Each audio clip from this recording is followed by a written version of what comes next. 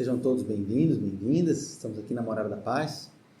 Hoje a ideia é a gente fazer um resumo aqui do que a gente está estudando nessa obra Não Temas o Mal, da Eva Pierrakos, do trabalho Patchwork. Então esse capítulo, que é o capítulo 8, trata do tema do eu idealizado.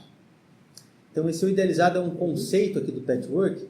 Ele às vezes usa o termo máscara e às vezes eu idealizado, para indicar o mesmo fenômeno, o mesmo construto, né, da nossa personalidade. Seria a camada mais superficial da personalidade. Tem uma similaridade com aquilo que Jung chamava de persona, mas é um pouquinho diferente porque normalmente a persona do Jung estava ligada a um determinado papel social, né? E aqui é algo mais geral, que está presente em diversos contextos, digamos, apesar de ter, de fato, algumas diferenças dependendo do papel que a gente está exercendo naquele momento, né? Mas então, assim, como é que surge essa camada, esse eu idealizado? É como que uma defesa das dores da existência. Então, lá muito cedo ainda na infância, a gente aprende que a gente precisa se adequar para ser aceito, para ser validado, né, para receber amor e reconhecimento. Então, aí surge, para atender essa necessidade de pertencimento, esse jeito de funcionar que vem para apresentar para o mundo uma forma, uma face que possa ser bem vista, né? Então, por isso que é chamado de máscara muitas vezes, né? Porque é um fingir ser, é algo de inautenticidade, né? E na maior parte das vezes vai carregar um certo fardo de santidade, principalmente na nossa cultura. É claro que vai variar de cultura para cultura, de contexto para contexto, como que esse eu idealizado vai se formar. A depender do contexto, por exemplo, pode ser valorizado uma característica mais desafiadora ou impulsiva, ou de ser mais malandro, por exemplo. Isso vai ser incorporado nesse eu idealizado. Mas aqui, dentro do nosso contexto, da nossa cultura, na maior parte das vezes, o que é mais, digamos assim, prontamente visto como adequado é justamente essa camada de ser perfeito no sentido da santidade, né? Então, assim, mas a gente se pergunta, mas pô, isso não seria bom, né? Então a gente agir assim, a gente ser sempre, né, muito decente, muito correto, não sentir raiva, coisas do tipo, né? Qual é o problema, digamos, né, de estar identificado com essa camada da personalidade? Se isso fosse verdadeiro, autêntico, viesse do nosso centro, não teria problema nenhum. O problema é que isso vem como que tampando um buraco, né? E ocultando algo que fica por trás e que continua atuando fora da nossa percepção. Então não é porque a gente não está vendo que os nossos impulsos egoístas, ou a nossa raiva, ou nossos ciúmes, a nossa insegurança, eles não vão estar atuando. Eles vão estar atuando, só que sem que a gente perceba. Então é aí que começam os problemas desse eu idealizado. Porque como a gente não percebe aquilo atuando, não percebe aquilo funcionando dentro da gente mesmo, vai nos parecer que aquilo vem de fora. Então nós vamos ter a tendência de sempre responsabilizar os outros pelas nossas atuações.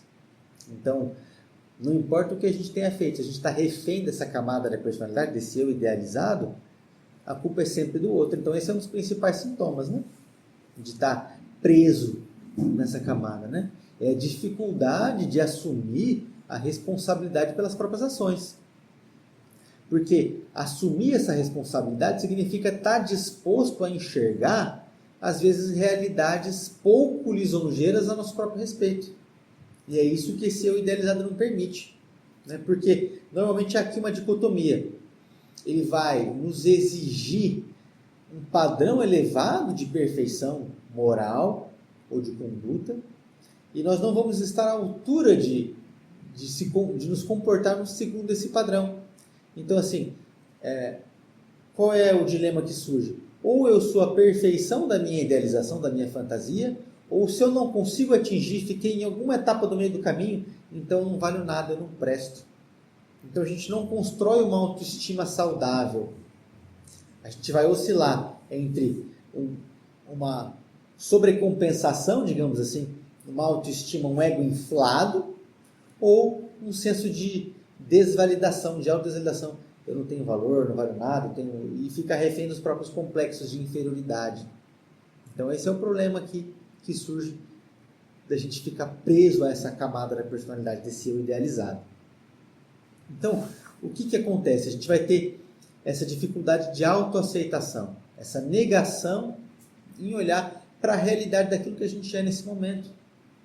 Então, aceitar e assumir aquilo que faz parte do nosso ser não significa também dar livre passagem a esses impulsos que a gente estava falando assim, né? Destrutivos, ou de ciúmes, ou de orgulho, de vaidade, o que quer que seja.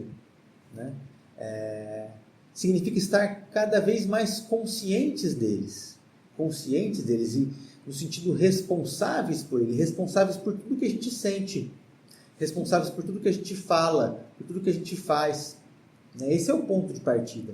Então aqui sempre no Patchwork ele vai colocar, né, que são os pontos fundamentais para um trabalho interior, para a gente tomar posse de quem a gente é, para a gente entrar de fato naquilo que é tão falado hoje em dia do autoconhecimento. Então assim, não tem autoconhecimento sem esses 3 pilares centrais.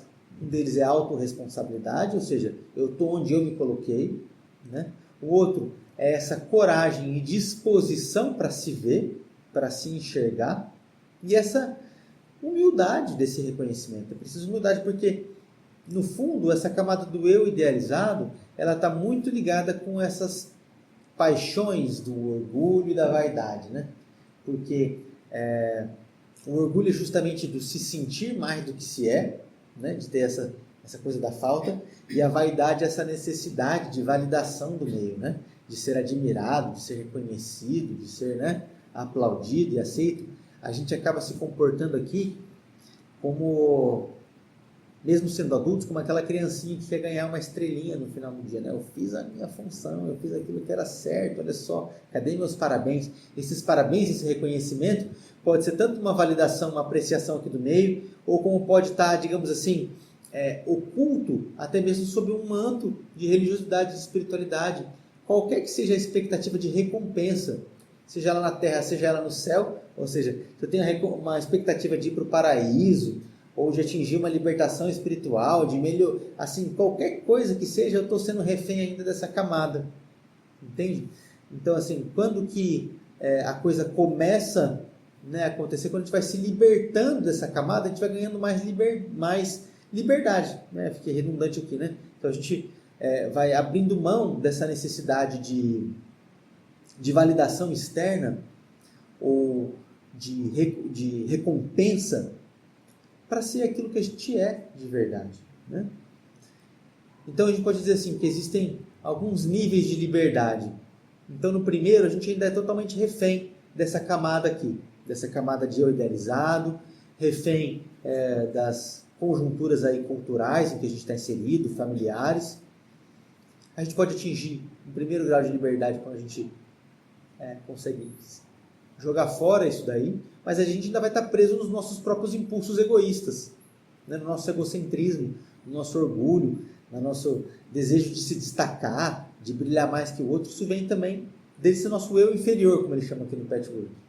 Então a liberdade plena, mesmo que ele chama do eu verdadeiro, vai quando a gente consegue dar um passo ainda além disso. Mas é uma coisa de cada vez, né? Então o caminho é para dentro. Então essa é a camada mais externa desse eu idealizado. Para a gente conseguir acessar aquilo que está abaixo, que é essa camada, é aquilo que Jung pode chamar assim de sombra, né? Ele chama aqui de eu inferior. A gente tem que estar disposto a ver, tem que ter essa coragem de se encarar, né? Tem que estar disposto a quebrar essa corrente aí dessa exigência de ser perfeito agora. Então essa perfeição potencial existe dentro de cada um de nós, de fato. Como diz Jesus, né? Sede perfeitos como o vosso Pai é perfeito. Mas é nesse sentido de que isso existe dentro de nós. Esse é um estado atingível de fato, mas ele é um processo. Ele não acontece se ele não for dentro dessa trajetória. Não há como sair, digamos assim, pular dessa camada superficial direto para esse centro. É preciso atravessar essa camada intermediária. Não tem atalho nesse sentido. Não tem atalho aí. É preciso um exercício de autoconfrontação. É necessário desconfiar de si mesmo. dos nossos motivos ocultos. E aí sim a gente já está falando de um trabalho inicial com essa camada intermediária, com essa camada da sombra, digamos assim, né? Deixa eu ver se tem mais alguma coisa aqui. Eu acho que é por aí, dentro daquilo que a gente se propõe a trabalhar, né? Eu acho que está de bom tamanho. A gente começa por aí, então, reconhecendo esses nossos limites, reconhecendo como que isso surge dentro de nós e como que isso atua na nossa vida. E como que isso tolhe a nossa liberdade de movimentos, né? Como isso faz com que a gente responda às situações sempre da mesma maneira e não da forma como a gente escolhe em liberdade, né? Então, acho que esse é o caminho. A gente tem bastante material para trabalhar a partir disso. E a gente vai seguindo aí com esse estudo, caminhando um passinho de cada vez. Ó Mestre, fazei que